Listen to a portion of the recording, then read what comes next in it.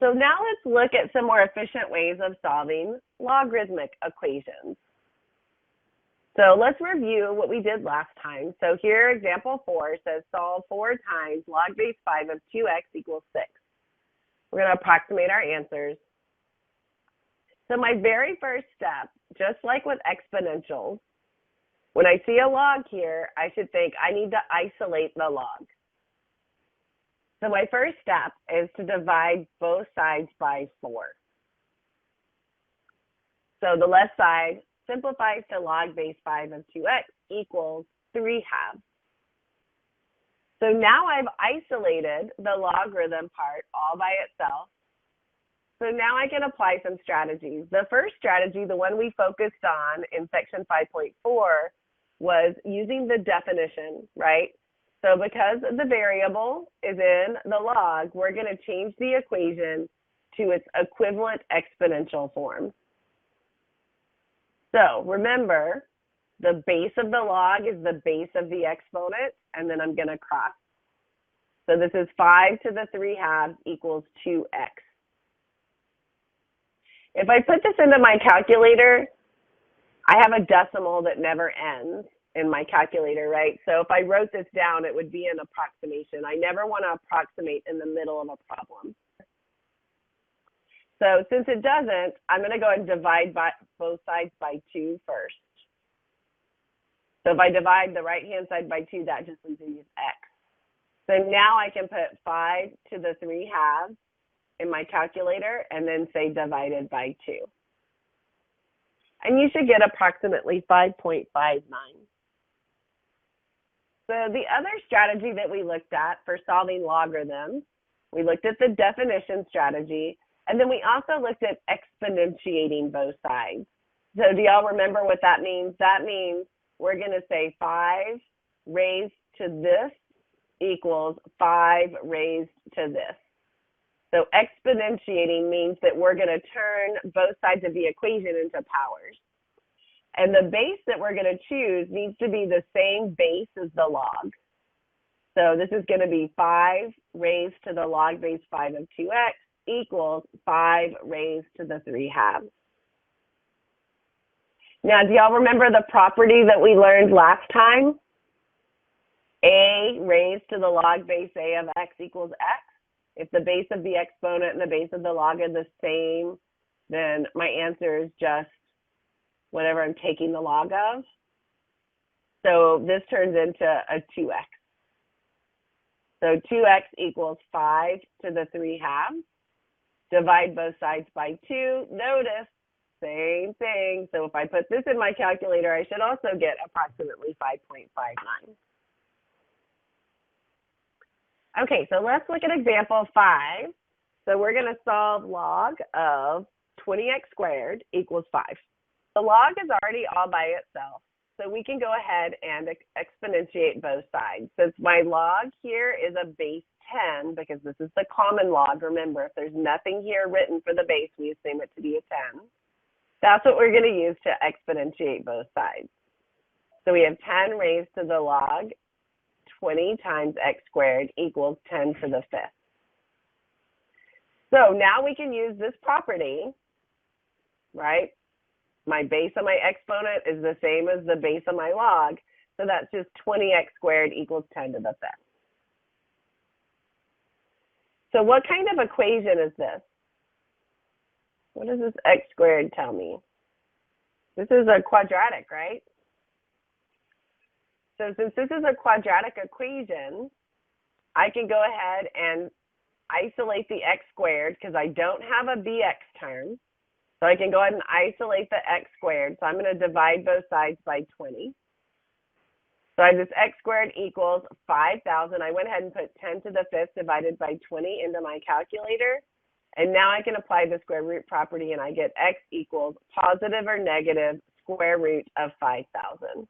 Take that square root and get positive or negative 70.71. So do y'all remember when we had extraneous solutions when we were working with rational equations?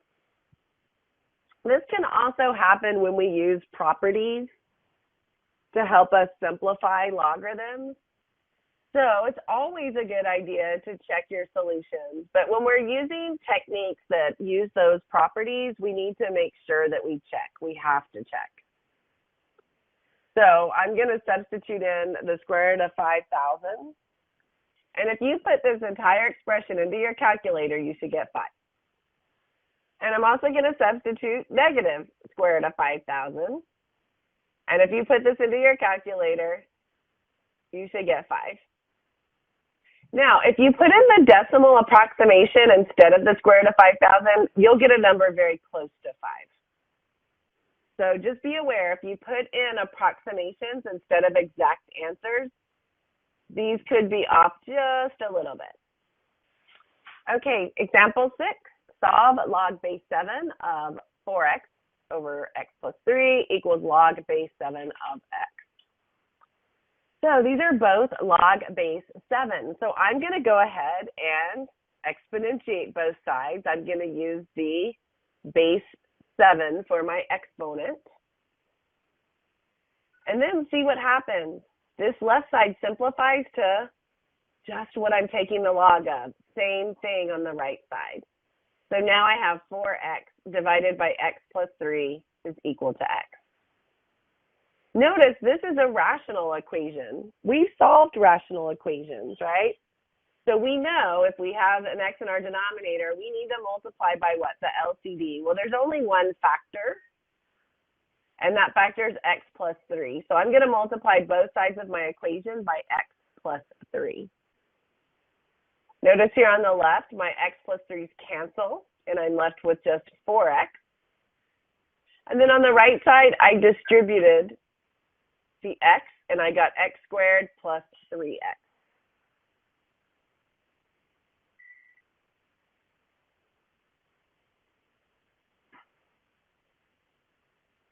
So this is a quadratic equation.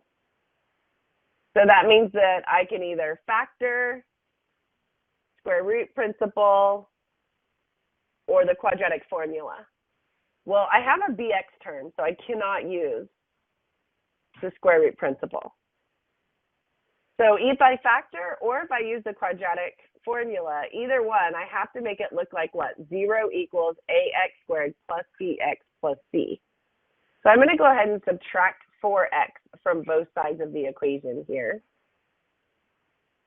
So that I'm in that format of 0 equals ax squared plus bx plus c. If you like the quadratic formula, you could use the quadratic formula here. But I look at this and I can factor this pretty easily. I can take an x out. So x squared minus x factors into x times x minus 1. Now I can set each factor equal to 0, because remember, if you're multiplying two factors and you're getting 0, that means one of those factors has to be 0. So either x is going to equal 0 or x minus 1 is going to equal 0. Well, I can solve this equation by adding 1 to both sides. So x is going to be 0 or x is going to be 1. So notice that I just used a rational equation to solve this. So that means I have to check my solutions for extraneous solutions. So if you put in 0 into the original equation, so I take the original here, and everywhere I see an x, I'm going to put a 0. So this is going to be log base 7 of 0 divided by 3. But log base 7 of 0 is undefined, because remember, we can only take logarithms of positive numbers. So log base 7 of 0, if you put that into your calculator, I get domain error. You may have just gotten an error message. So if you're putting this into your calculator and you get an error, then that means that this is undefined. Let's check x equals 1. So again, everywhere I see an x, I'm going to put a 1. So this is going to simplify to log base 7 of 4 over 4, which is 1. Well, if you put log base 7 of 1 in your calculator, you're going to get 0. Well, 0 equals 0, so that one checks. You could also think about it this way. 7 to the 0 equals 1, so that's how we know that log base 7 of 1 equals 0. So x equals 1 is the only solution here. X equals 0 is extraneous.